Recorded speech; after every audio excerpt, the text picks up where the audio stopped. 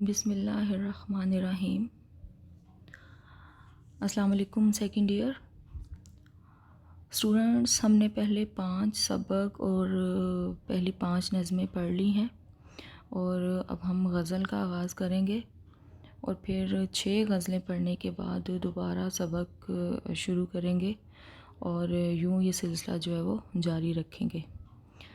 تو سب سے پہلے میں آپ کو کتاب کے حصہ غزل میں سے پوچھے جانے والے امتحانی پرچے میں سوال کے بارے میں بتاتی ہوں۔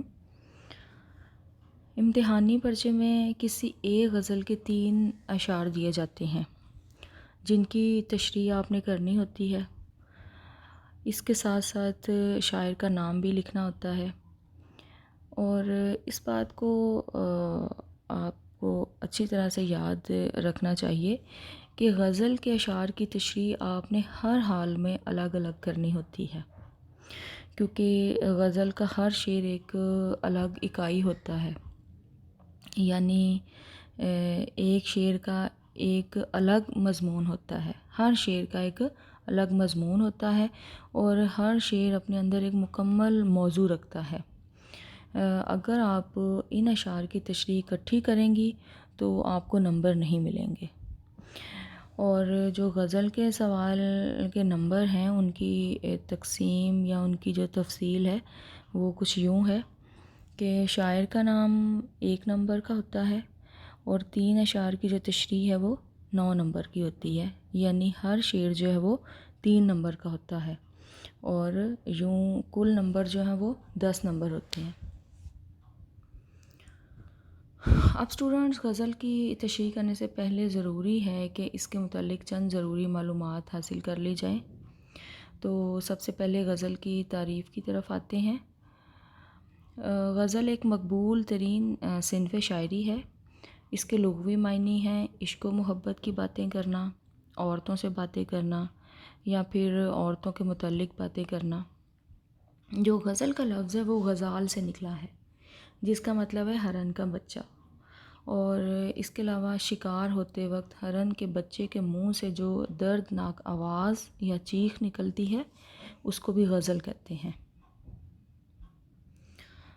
مولانا الطاف حسین حالی جو ہیں انہوں نے غزل کی تعریف کچھ اس طرح کی تھی کہ وہ کہتے تھے کہ انسان کو انسان سے محبت ہو سکتی ہے، اپنے ملک اور قوم سے محبت ہو سکتی ہے، اپنے والدین سے محبت ہو سکتی ہے، اس لیے غزل کو صرف عورت کی ذات تک محدود نہیں کرنا چاہیے، اس کا جو دائرہ کار ہے وہ بہت وسیع ہے۔ حالی نے یہ الفاظ اس لیے استعمال کیے یا کہے تھے کہ غزل میں صرف عشق و محبت اور عورتوں کی باتیں کی جاتی تھیں، یعنی کلاسیکی دور میں کہ جو غزل ہے اس میں محض عشق و محبت تک ہی غزل کو محدود رکھا گیا تھا، لیکن حالی نے غزل کو نئے موضوعات سے روشناس کرایا، اور اس میں اصلاحی اور اخلاقی مضامین جو ہیں وہ بھی پیش کیے کہ اس میں اصلاحی اور اخلاقی مضامین بھی پیش کیے جا سکتے ہیں۔ اب اگر غزل کی حیت یا ساخت کی بات کی جائے کہ اس کا سٹرکچر کس قسم کا ہوتا ہے، تو غزل ایک ایسی صنف سخن ہے جو چند اشعار پر مشتمل ہوتی ہے۔ اس کا ہر شعر ہم قافیہ اور ہم ردیف ہوتا ہے۔ ہم قافیہ کہتے ہیں ہم آواز الفاظ کو۔ ایک شعر میں دونوں مصرعوں میں جو ہم آواز الفاظ ہوتے ہیں ان کو ہم قافیہ شعر کہتے ہیں یا قافیہ کہتے ہیں، اور ردیف کہتے ہیں وہ الفاظ جو شعر کے آخر میں ایک جیسے ہوتے ہیں اور بار بار دہرائے جاتے ہیں، یعنی ایک شعر کے دونوں مصرعوں میں آخر میں جو ایک جیسے الفاظ استعمال آئیں گے ان کو ردیف کہا جاتا ہے۔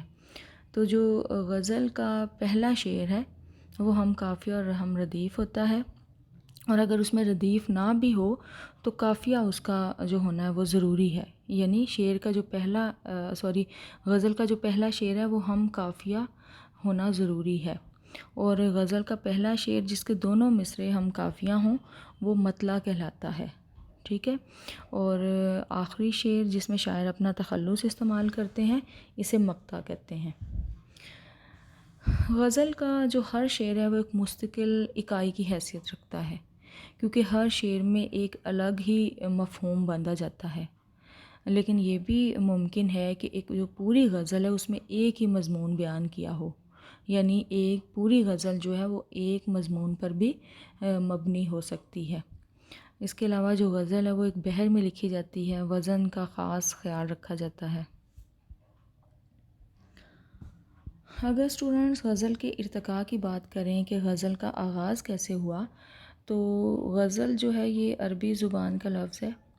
غزل پہلے عربی زبان سے فارسی میں آئی، اور اس کے بعد فارسی سے اردو تک کا سفر اس نے امیر خسرو کے عہد میں کیا۔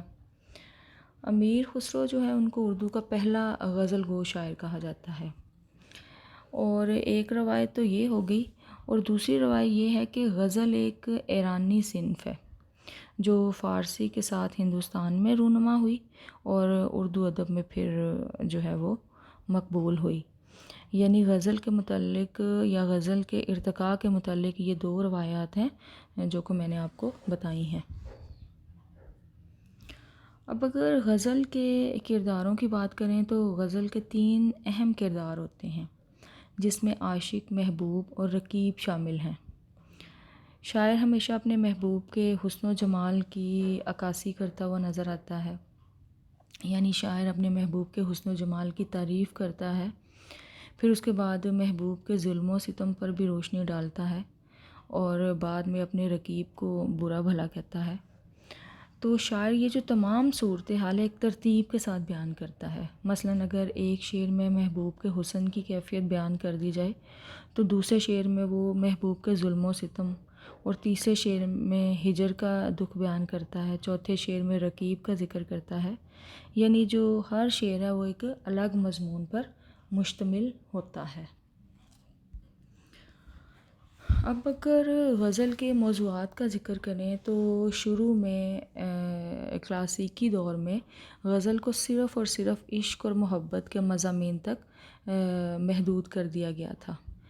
غزل میں صرف عشق اور محبت کے متعلق مضامین بیان کیے جاتے تھے، لیکن آج کل کے دور میں غزل کا جو دائرہ ہے وہ بہت وسیع ہو گیا ہے۔